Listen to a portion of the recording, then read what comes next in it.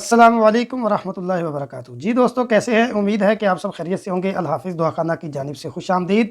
मैं आपका दोस्त हकीम मौलाना नज़ीर अहमद आपकी खिदमत में हाज़िर हूँ। आज का फ़ार्मूला इंतहाई ज़रूरी भी है और इंतहाई अच्छा भी है।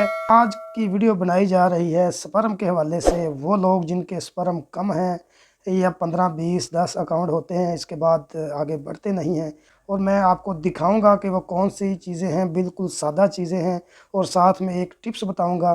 तो अल्लाह के फजल व करम से आपका ये मसला हल हो जाएगा। बहुत अच्छी वीडियो है, तो चलते हैं अपनी वीडियो का आगाज़ करते हैं। मैं आपको वो चीज़ें दिखाता हूँ, आपने कैसे यूज़ करनी है, कैसे आपने उनको बनाना है। वो हजरात लाजमी देखें जिनकी शादी को 2-4 साल का अरसा गुजर गया है और औलाद जैसी नेमत से वो महरूम हैं, तो ये फार्मूला लाजमी तौर पर देखें। इसके बहुत अच्छे रिज़ल्ट है। मैं पूरी गारंटी देता हूँ इस बात की कि आपका ये मसला हल हो जाएगा। तो मैं आपको दिखाता हूँ वो चीज़ें क्या हैं। ये मगज़ पंबा दाना है और ये जिया पोता है, ये बीज है। इसके अंदर से गरी निकलेगी। गरी तकरीबन इस साइज़ की होगी, तो आपने गरियाँ निकालनी है, ऊपर वाला छिलका इस्तेमाल नहीं करना। जी दोस्तों, आपके सामने मैंने दो चीज़ें पेश की हैं, आपने उनको देख लिया होगा। जिया पोता है और पंबा दाना है। मगज़ पंबा दाना आपने लेना है, मगज़ बनोला भी कहते हैं। आपने तकरीबन 125 ग्राम लेना है और जिया पोता इसके अंदर से गरियाँ निकाल लेनी है, ये भी आपके पास 125 ग्राम होनी चाहिए। दो चीज़ें हो गई और तीसरी चीज़ इसके अंदर मिश्री ऐड करनी है। कूज़ा मिश्री आपने मीठे के लिए डालनी है, अदरवाइज़ उसका कोई फ़ायदा नहीं है इसमें, लेकिन आपने टेस्ट के लिए उसको डाल देना है 50 ग्राम। इन तीनों चीज़ों का आपने पाउडर बना लेना है। पाउडर बनाकर आप महफूज कर लें। यहाँ तक आपको बात समझ आ गई होगी। इसके बाद मैं आपको बताता हूँ आपने क्या करना है। मेरी वीडियो इतनी कीमती है, आप इसका अंदाज़ा नहीं कर सकते।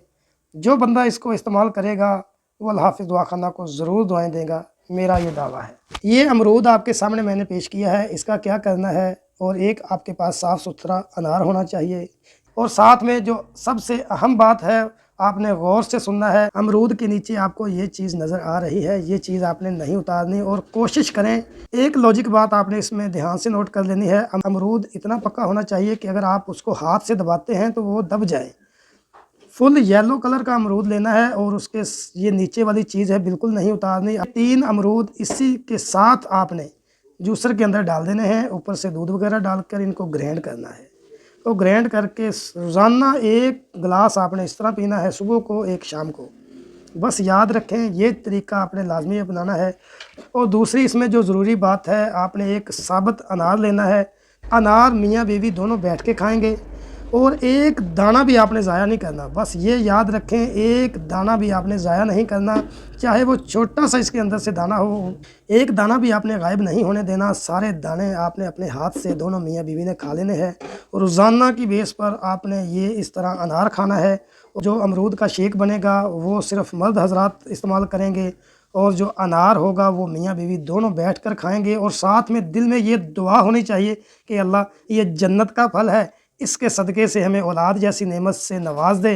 आपने दिल ही दिल में ये दुआ भी करनी है मियाँ बीवी ने, और साथ में अनार खाना है। अनार का छोटे से छोटा ज़र्रा, छोटे से छोटा दाना, वो भी आपने ज़ाया नहीं होने देना। अगर कोई नीचे भी गिर जाता है तो आपने उठा के खाना है, एक दाना भी ज़ाया नहीं होने देना।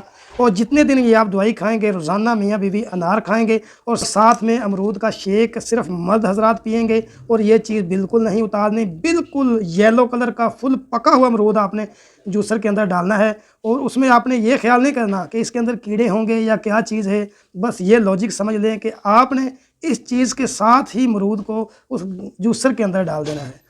बस ग्राइंड करें और उसको पी लें। ये फार्मूला बहुत अच्छा है। अमरूद का शेक पीना है और अनार मियाँ बीवी इस तरह खाएंगे। और मर्द हजरात के लिए जो हमने नुस्खा बताया है, और इतना कामयाब है, इतना कामयाब है, अगर हम उसको 120% भी कहें तो इसमें झूठ नहीं है। सुबह शाम आधी आधी चम्मच दूध के साथ आप इसको इस्तेमाल करें। कोशिश ये करें कि शोरबे वाला सालन ज़्यादा इस्तेमाल करें, सब्ज़ियाँ इस्तेमाल करें, और बाकी बड़ा गोश्त ना खाएं, चावल बिल्कुल ना खाएं। ये परहेज़ हैं। और जितने भी मर्द हजरात हैं जिनके स्पर्म कमज़ोर हैं, वो इस पाउडर को खाएं दूध के साथ, सुबह शाम आधी आधी चम्मच, और अमरूद का शेक बनाकर इस्तेमाल करें। और रात को, दिन को, जिस वक्त भी फ्री हो जाए तो उस वक्त एक अनार सालम आपने लेना है, बड़ा हो छोटा हो, उसके दाने खाने हैं। और एक दाना भी ज़ाया नहीं करना। ये बहुत बड़ा लॉजिक है इसके अंदर। आपने एक दाना भी मिस नहीं करना। आपने दोनों आंखें खोल कर अनार खाने हैं। और इसमें जो सबसे मेन बात है, आपने अनार खाते वक्त दिल से ये दुआ करनी है कि अल्लाह ये जन्नत का फल है, इस फल के सदक़े से हमें औलाद जैसी नेमत से माला माल फरमा। तो इंशाअल्लाह अल्लाह के फजल करम से 1-2 महीने के अंदर ही आपका ये मसला ठीक हो जाएगा। अनार आपने मुसलसल जितने दिन दवाई चलेगी उतने दिन अनार खाने हैं और साथ में अमरूद का शेक पीना है। कम अज़ कम 1 महीना ये दवाई खाएं, आपका ये मसला हल हो जाएगा। और ये इतना अच्छा फार्मूला है, हकीम मौलाना नज़ीर अहमद को अपनी दुआओं में याद रखिएगा और हमारी वीडियो को लाइक कीजिएगा और हमारे चैनल को सब्सक्राइब कीजिएगा।